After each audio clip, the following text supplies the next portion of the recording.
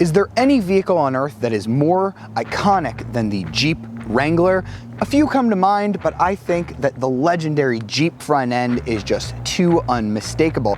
You can't mistake this car for anything other than a Wrangler, but for the 2018 model year, Jeep introduced a new version known as the JL generation. For 2020, there are some new additions that we have here on our tester, including an eco diesel engine and a new power convertible top. Let's go ahead and check those out.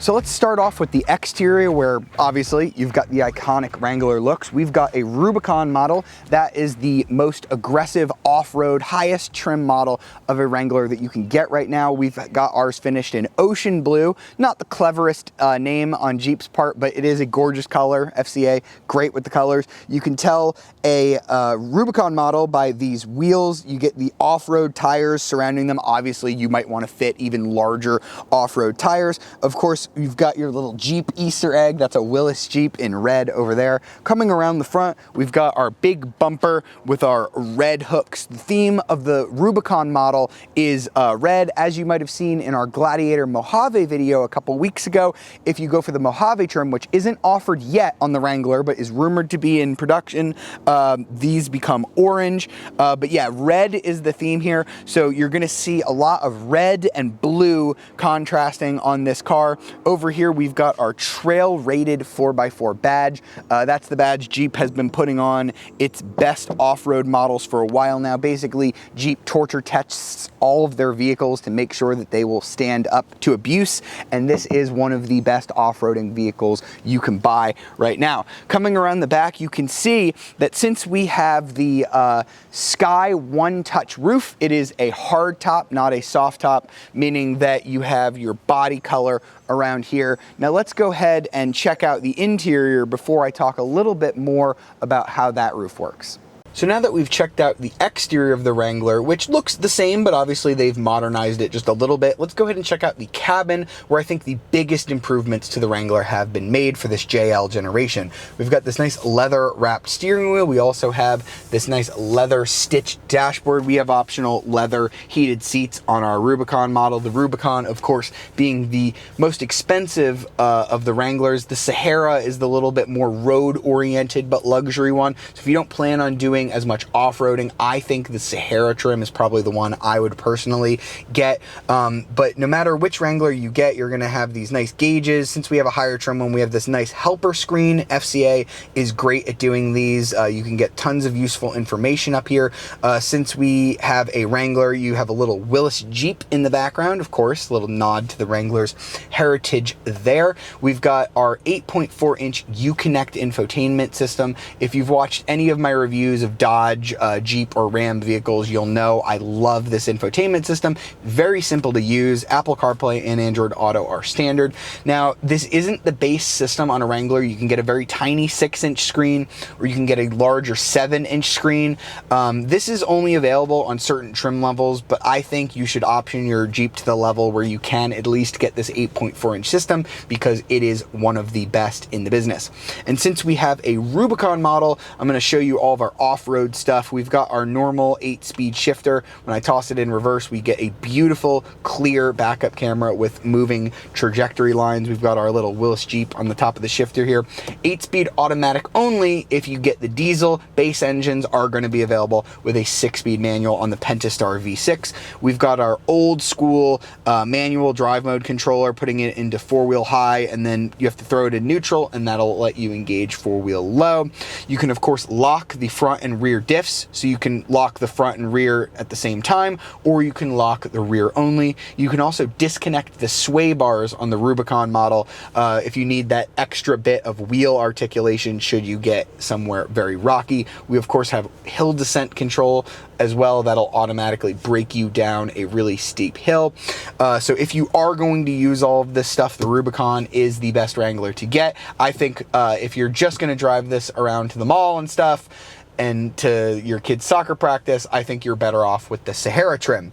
Now, The one option that we have besides the diesel engine that's going to add a lot to the price of our Wrangler Tester, which I'll talk about a little later, is the One Touch Sky Top Roof. So if I just push this one button, it says auto on it, the entire roof is going to fold back. It does like this kind of fold over fold thing. It's very similar to the roof you used to get on the old Jeep Liberty, although if you owned one of those, you'll know they were a reliability nightmare. They leaked, they got moldy, and then Jeep stopped making the parts for them, so it was an absolute disaster. You just couldn't get them fixed. I hope Jeep has solved all the problems there. I haven't noticed any leaks or anything like that on this one.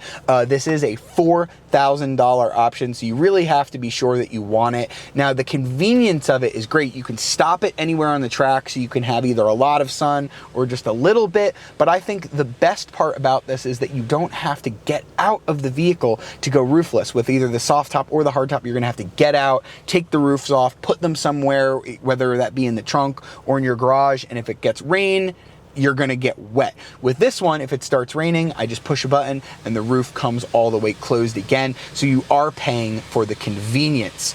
And Jeep has also made improvements to the Wrangler as a family vehicle as well. It used to be a 2-door only model, but now we've got a 4-door unlimited model. So let's go ahead and check out the back seat. Back in the old days, the Wrangler was not a very family-friendly vehicle because, of course, it only had 2 doors. That has since changed with these 4-door unlimited models. I've got a little over 38 inches of legroom, so I feel pretty comfortable back here.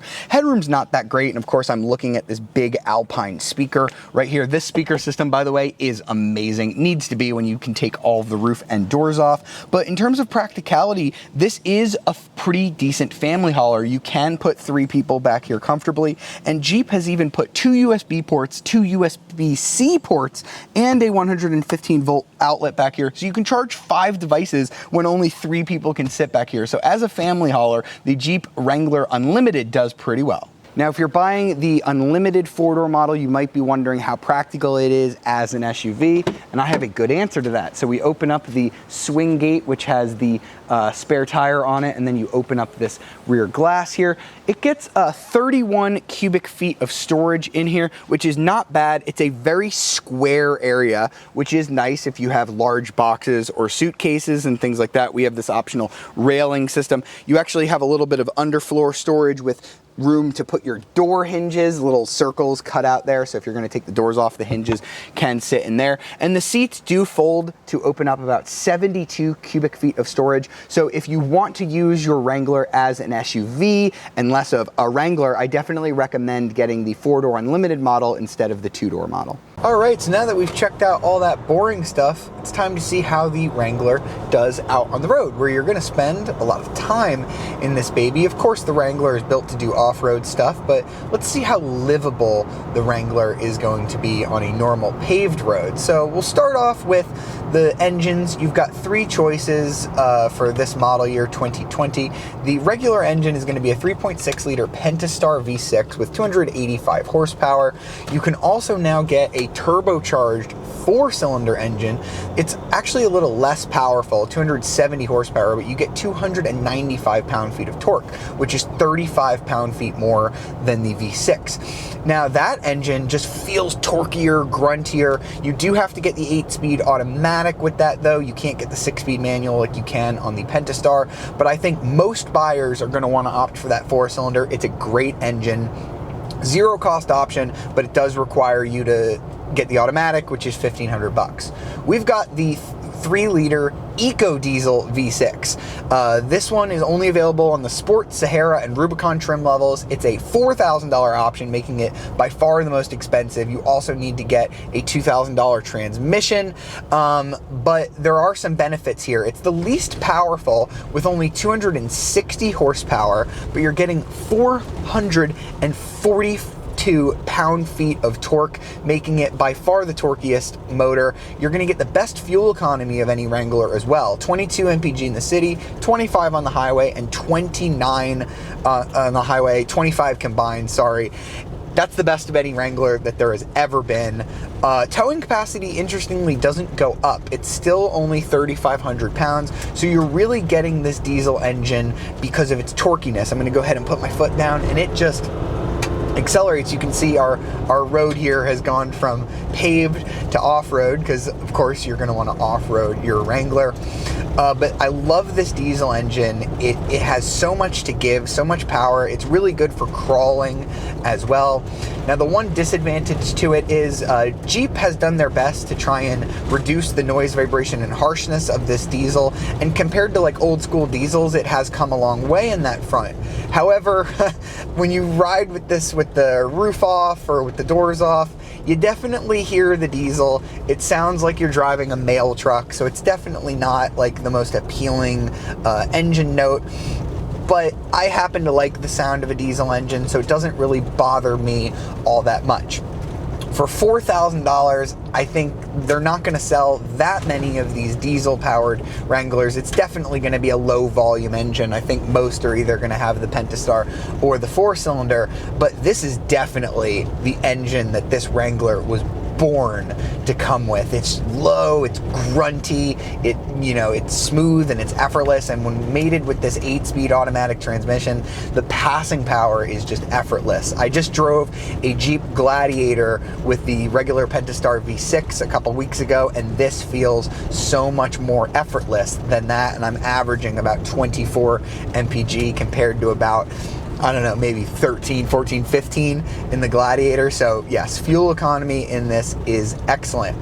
In terms of ride quality though, the Gladiator that I just got out of is way more comfortable. I'm sure you're seeing the camera shaking and doing its thing here. We're on a little rugged off-road here, and I'm not even going that fast. I'm going about 30 right now. You can feel the top vibrating. It's definitely not the most comfortable thing out on the road. You do have to deal with a little bit more stiffness in the Wrangler than you do in the Gladiator for daily driving. So that is something I want you to keep in mind when you're shopping for one of these, instead of, say, a Grand Cherokee or just a more typical SUV with a body on frame, with a unibody design. Now, the roof that we have, I showed it to you earlier before we took it out on the road. It is nice that you can just open it partially. That way you don't have like so much wind noise. If you open it up all the way and take the roof off, you do get plenty of air. But I will note that I do think that the hardtop roof, which is about a $1,200, $1,300 option if you want it in black plastic, $2,300 if you want it body color, is slightly quieter than this, and I am hearing this rattle a little bit more than I think I remember in the Gladiator hardtop. So $4,000 option as an option is going to be something you're going to have to very seriously consider, as is the diesel engine. But the reason why you get a Rubicon Wrangler instead of either a Mojave or a Rubicon Gladiator is that it is a little bit better at the slow speed rock crawling. So I'm going to go ahead and turn off this gravel road and find some trickier off-road stuff. All right, so we've pulled over now. We've got kind of a really steep rocky incline here. So for that, 2-wheel high, probably not going to cut it, but I think let's just go ahead and put it into 4-wheel high. It just, when you're in drive, just 4-wheel high. Pretty sure that'll get us right up this with this good diesel engine. We've got our Dana 44 locking rear and front axles here. Let's go ahead. We're going up very steep vertical here. Just give it a little more juice. Oh my gosh. That was no trouble at all. Got right up that.